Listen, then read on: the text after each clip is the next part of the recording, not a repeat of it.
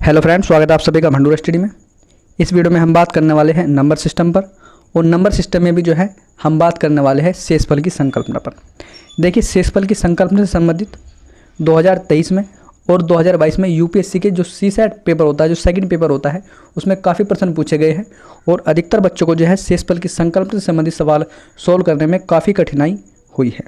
तो इस चीज़ को देखते हुए हमने सोचा कि जो आपकी सीसैट की सेकंड पेपर है उसकी जो शेषफल की संकल्पना है, इस टॉपिक को जो हम कवर कर लें। देखिए, अगर आप हमारा साथ देते हैं, हमारी वीडियो पर अच्छा रिस्पॉन्स मिलता है, तो सीसैट से संबंधित हम और भी टॉपिक को जो है कवर करेंगे। देखिए, जो शेषफल की संकल्पना होती है, इसमें लगभग 6 से 7 टॉपिक होते हैं और हमें सभी 6 से 7 टॉपिक जो है कवर करने हैं। तो सबसे पहले देखिए, मैं जो ये टॉपिक है इसको मैं 0 से शुरू करना चाहूँगा, क्योंकि इस वीडियो को कोई भी देखा हो सकता है उसके जीवन में कभी भी जो है उसने इस प्रकार का मैथ ना पढ़ा हो, और हो सकता है कि कोई बच्चा जो है इसमें काफ़ी अच्छा एक्सपर्ट भी हो। तो ये वीडियो सभी के लिए है। आई होप आपको ये हमारी वीडियो पसंद आएगी।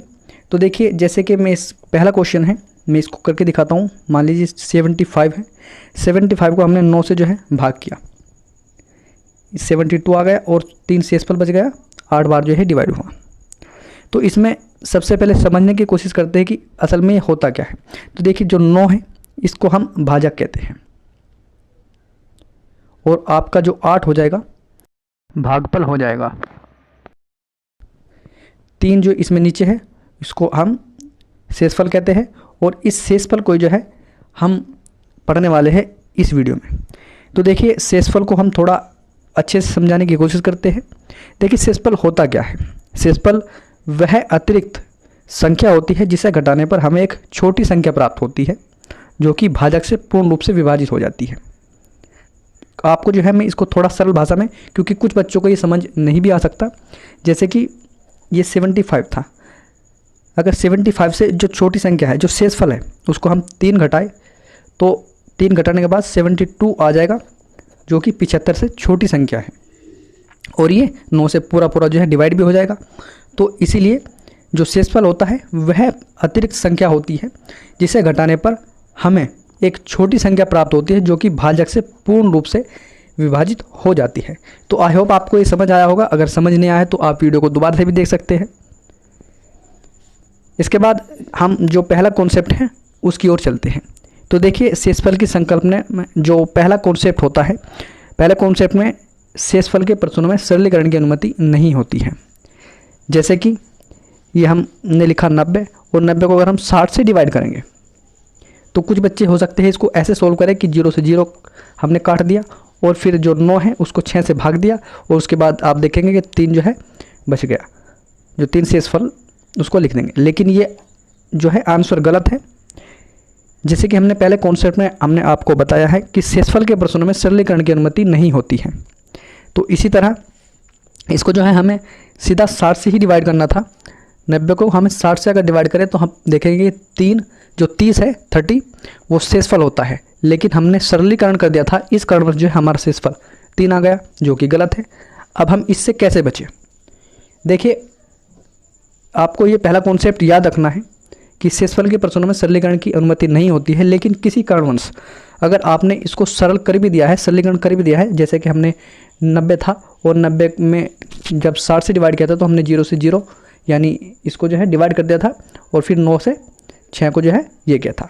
तो आपने देखा कि हमने इसे किससे जो है डिवाइड किया, मतलब किससे हमने बांट दिया। तो हमने 10 से, तो हमें 10 से जो है उसको गुना करनी होगी। जैसे हमने ये 3 बचाया था, तो अगर हम 3 को हमने 10 से जो है इसको सरल किया था, सरलीकरण किया था 10 के द्वारा, तो 10 को हम फिर से इसको जो है गुना कर देंगे, तो हमारा जो आंसर है, जो शेषफल है, वो वही आ जाएगा जो असल में आना चाहिए था, जो सीधा आना चाहिए था। तो आपको याद रखना है, अगर आप सबसे पहले तो आप इसी क्वेश्चन में ध्यान रखना है कि सरलीकरण, इस प्रकार के क्वेश्चन में सरलीकरण की अनुमति नहीं होती है। शेषफल के प्रश्नों में सरलीकरण की अनुमति नहीं होती है। लेकिन अगर आपने सरलीकरण कर भी दिया है तो जिससे आपने सरलीकरण किया है, जिस भी संख्या से आपने सरलीकरण है, आप उससे गुणा कर दीजिए और आपका शेषफल जो आंसर है वही आ जाएगा। जैसे हमने 3 था, 3 को हमने 10 से गुणा किया तो शेषफल वापस 30 आ गया। इसी प्रकार जो है हम सेकंड क्वेश्चन की ओर चलते हैं। जैसे कि जो आपका सेकंड क्वेश्चन है, 75 को हमने 30 से जो है डिवाइड करना है, भाग देना है। तो इसमें शेषफल क्या आएगा?